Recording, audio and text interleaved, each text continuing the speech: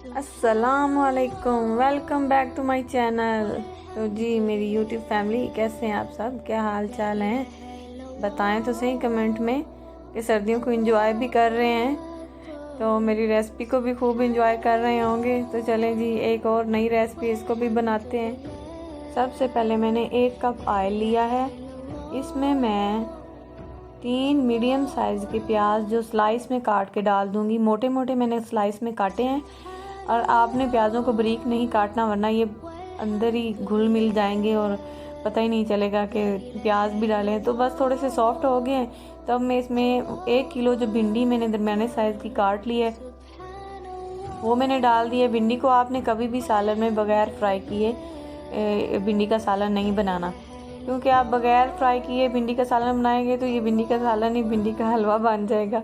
तो बस ये मैं इसको फ्राई कर रही हूँ, और बस ये फ्राई होगी और मैं इसको इस बाउल में निकाल लेती हूँ। और इसके बाद हम इसकी ग्रेवी बनाते हैं, और अब हम इसकी ग्रेवी तैयार करते हैं। उसके लिए मैंने 1 बड़ा चम्मच अदरक और लहसुन का पेस्ट डाल दिया। ऑयल वही है जो मैंने शुरू में 1 कप डाला था, और उसमें से जब मैंने भिंडी निकाल ली है तो बाकी ऑयल जो पतीली में था वही है।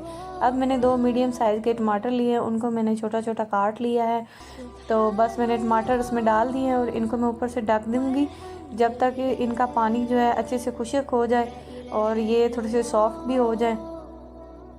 तो इनको बहुत ज़्यादा सॉफ्ट नहीं करना हमें, बस इतने से चाहिए, क्योंकि अगर भिंडी में थोड़ा सा टमाटर नज़र भी आता रहे ना तो खाने में पराठे के साथ बहुत अच्छा लगता है, और अगर तंदूरी रोटी के साथ आप खाएं तो फिर तो और भी मज़ा आएगा। तो अब मैंने इसमें 2 चम्मच भर के सुरख मिर्च और 1 बड़ा चम्मच हल्दी, 1 बड़ा चम्मच खुशक धनिया और 1 बड़ा चम्मच ज़ीरा मैंने डाल दिया था। और अब मैंने 3-4 जो हैं सब्ज़ मिर्चें हैं उनको मैंने छोटा छोटा सा काट दिया, और 1 प्याली जो है 1 कप दही मैंने डाल दिया। और इसके साथ जब ग्रेवी बनेगी ना, आय हाय हाय, इतनी मज़े की ये ग्रेवी और इतनी मज़े की ये भिंडी बनती है ना, बिल्कुल रेस्टोरेंट स्टाइल वाली। आपको ऐसे लगेगा कि आप किसी होटल में बैठ के खा रहे हैं। तो अब मैंने इसमें 1 चम्मच नमक डाल दिया है। नमक मैंने पहले नहीं डाला, तो इसको मैंने दही के बाद डाला है। तो नमक आपने हस्बे ज़ायका डालना है, जितना आप खाते हो, जितना आप पसंद करते हो। कुछ लोग कम खाते हैं, कुछ ज़्यादा खाते हैं, तो इसलिए मैं अपने हिसाब से ही आपको बता रही हूँ। अब मैंने जो भिंडी और प्याज़ों को फ्राई किया था उसको मैंने डाल दिया इस ग्रेवी के अंदर। अब आपने इसको मिक्स कर देना है, और इसको ना मिक्स करना है, और बहुत ज़्यादा इसको हिलाना जलाना नहीं है आपने, बस ऐसे मिक्स करें कि ये तमाम चीज़ें जो है ना मिक्स हो जाएं।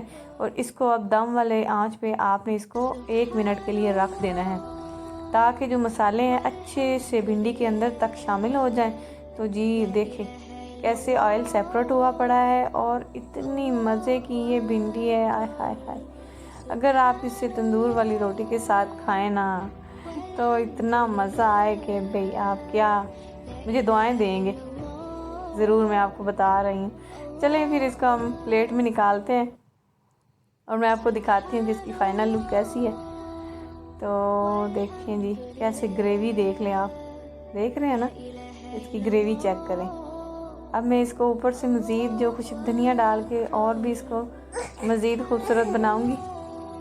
आप मुझे इंस्टाग्राम और फेसबुक पे भी फॉलो कर सकते हैं, और अगर मेरी वीडियो अच्छी लगी हो तो वीडियो को शेयर और लाइक ज़रूर करना, और चैनल पे न्यू है तो चैनल को सब्सक्राइब कर दें, और साथ में लगे बेल आइकन को भी दबा दें। अल्लाह हाफिज़।